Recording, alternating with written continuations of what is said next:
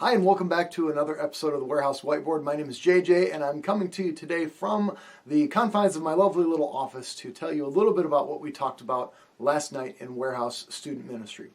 So we read from John chapter 10 and got to a verse about abundant life.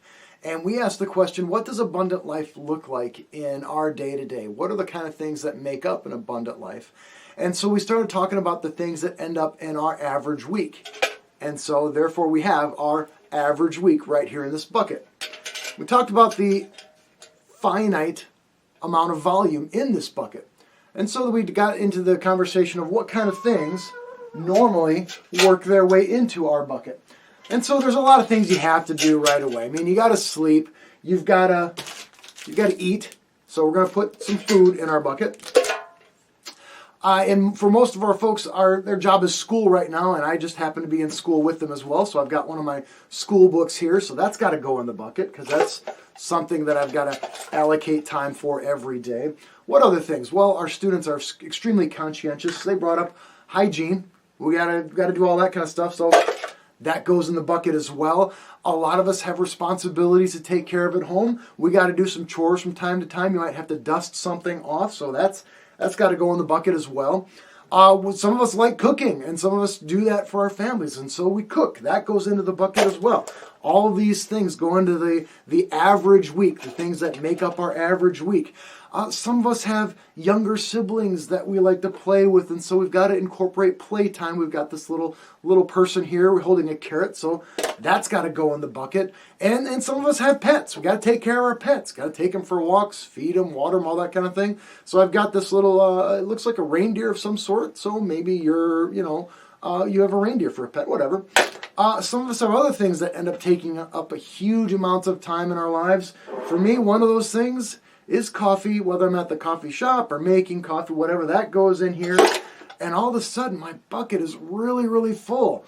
And don't forget the other things that we put in our buckets, like all the time we spend on our phones. Whether we are calling people or texting or on social media or whatever the case might be. And all of a sudden, our bucket is full.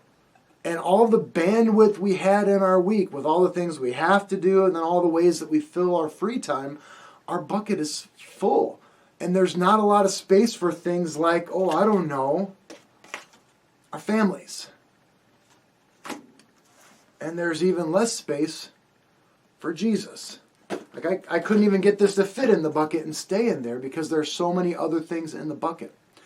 And so as we talked about this concept of an abundant life, we talked about the responsibility that we have as individual followers of Jesus Christ to make choices. We have to make choices. We have to take command of those sort of extra margin times that we have in our lives and say to ourselves, I've got 15 minutes here. I've got this time before bed or this time right as I wake up. What am I going to do at that time? How am I going to invest that time in order to pursue an abundant life, not just whatever's easy or, fun in the moment.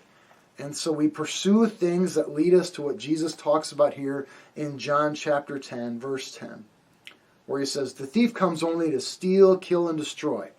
I have come that they may have life and have it to the full, have abundant life."